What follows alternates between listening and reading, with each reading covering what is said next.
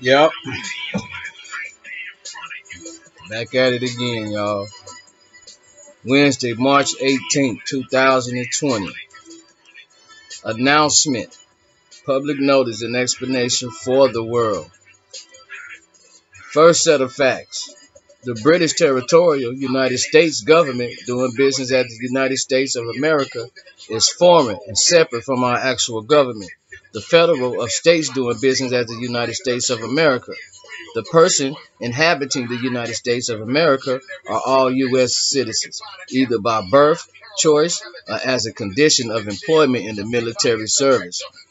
The municipal United States government doing business as the United States is foreign and separate from our actual union of states doing business as the United States. These persons are all citizens of the United States by birth, choice, or as a condition of employment in the federal service, civil service, and or federal agency. Both these federal entities are literally foreign governments and always have been under contract to provide specific enumerated services and empowered to do so by delegation of power stimulated by their specific constitution. The federal employees all occupy a separate and foreign political status while they're employed.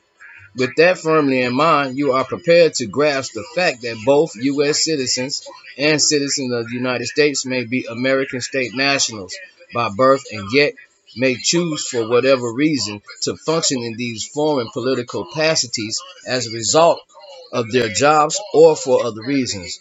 When American state nationals adopt U.S. citizenship in order to work in a federal job in the military, they become dual citizens.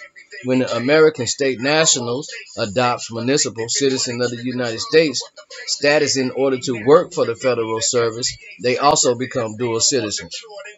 Second set of facts. Both these foreign governments have made a practice of claiming that rank and file Americans, all of whom are naturally American state nationals, are instead part of their citizenry and in engineering false registrations to back up their claim. This result in a woman like me, naturally a Wisconsinite, being misidentified as a federal dual citizen, presumed to be adopting both territorial U.S. citizenship and municipal citizenship of the United States. And both are political statuses, which are in fact foreign to me, and which I have never knowingly and with consensual intent adopted at all. These foreign governments, which are both operating as governmental services corporations, have done this in order to work an identity theft and credit fraud scheme against me. Their actual employers, they have done this to gain access to my assets and my credit so as to rack up debt in my name, the same way that a credit card hacker does. They call this hypothecation of debt. Basically, they tell a big lie about me and their relationship with me in order to gain access to my labor and other private property for use as collateral backing their own debts. They pretend to represent me to be my proxy and my agent at the territorial level, and they pretend to own me and my assets as chattel property at the municipal level. None of these claims are true, and all of this has been going on behind my back and behind the backs of millions of Americans. Their excuse for all this intrigue, deceit, and commercial crime is that a third federal subcontractor went out of business following the mercenary conflict known as the American Civil War. The remaining federal subcontractor described above have falsely claimed that this created an emergency and that our actual government was in abeyance. Third set of facts. Our actual government in the international domain, the United States of America, which delegated all and any power that the federal subcontractors possesses, is very much alive and has been in continuous existence since September of 1776. When one or both of these organization corporations cease functioning for any reason, the delegated powers return to us. They don't just flap around in the wind.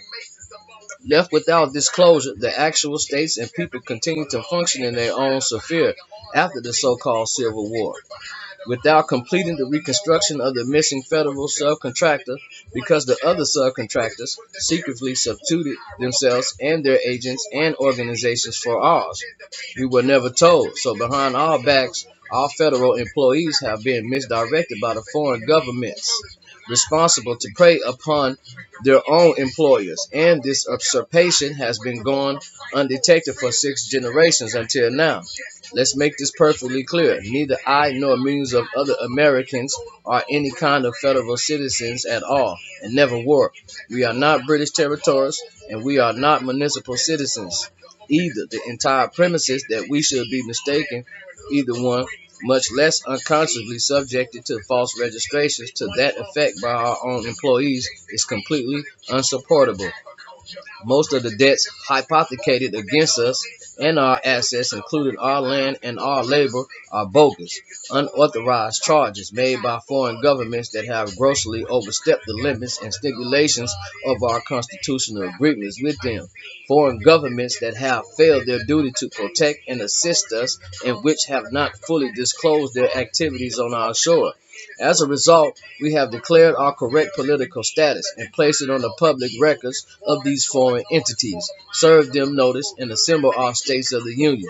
We have placed liens upon all our land and soil assets in our own favor, posted our indemnity bonds, and are proceeding to secure our assets, complete the long overdue reconstruction, and correct the insupportable presumptions that have been made against us and our assets by the Federal Reserve System and the IMF both. Except for the strictly limited and enumerated services stimulated by the respective constitutions, we are not accepting any debts accrued by these foreign governments, and as the priority creditors of both the United States INC and the United States of America INC. We are holding these service providers to their contracts. Fourth set of facts.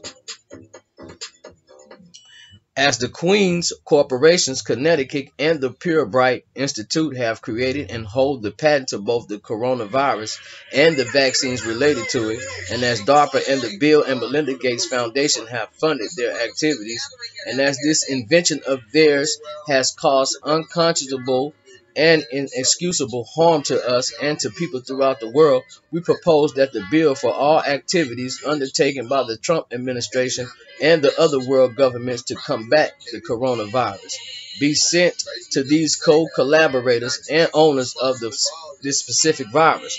After all, if my sheep got loose and ate my neighbor's apple trees, I will be responsible for the damage. Why shouldn't the Queen and her chartered monsters and DARPA and Bill and Melinda Gates and their foundation be held equally responsible for the damage they cause when one of their wee Betsy's is set loose on the world?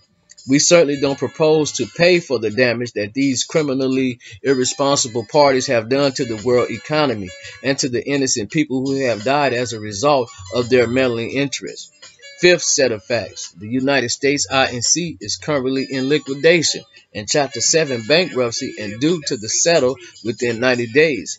All terms as this priority creditors are clear. 1. Our land and all titles and patents related to it must be returned free and clear of debt of encumbrance per the Sesquiu Via Act of 1666. If I said that right, y'all. We as individuals and as a government have been found alive, and we are due this recognition by the world and by our erstwhile federal subcontractors. 2. Our labor resources, which have been illegally and immorally press ganged since World War II, must be likewise be returned to us and to our control. 3. Our gold access, which were captured in the Philippines by Scottish commercial pirates doing business as the United States of America, Incorporated, are ours by right and must be returned for our use and to our control. President Trump, President Duarte, HRM, Elizabeth II, the Pope, and all other parties and principals are hereby and prior to this fully informed that the American states and people are alive and well. We are fully competent and are still representing among the nations of the world by their unincorporated federal of states doing business as the United States of America. All would be impostors and interlopers notwithstanding. Friends, please make sure this news is widely published and even more widely understood by those seeking to settle the bankruptcy of the United States INC. Our relationship with Mr. Trump is overall cordial. We do understand the difficult position he has been placed in repeatedly. We do support his efforts to drain the swamp and bring criminals to justice. That said, Mr. Trump's mandate is limited as always with regard to American state nationals and to American state citizens and to our government. The business of the district government is to be clearly separated and apply only to persons who are legitimately employed by the federal government.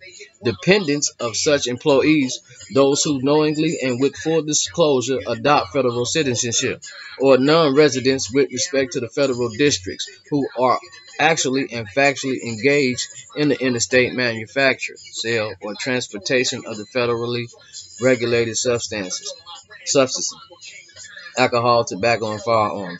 There is no provision for federal subcontractors to seize upon our assets, claim to represent us when we present ourselves, obstruct our access to our assets, or presume upon our material interests. Mr. Trump can certainly assist, but cannot settle the United States INC bankruptcy for us. As the primary creditors of both the United States of America and the United States, we insist that all odious debt being held against us and against our assets be released by the banks responsible, and that an actual and honest jubilee take place for the first time in 800 years. These enumerated and clearly stated provisions, 1 to 3 above, together with the permanent release of our private property from all claim of any foreign title, is the least that is owed for what has gone on here. These are not lies. These are truths. So take it up with your history teacher. Teaching you that bull.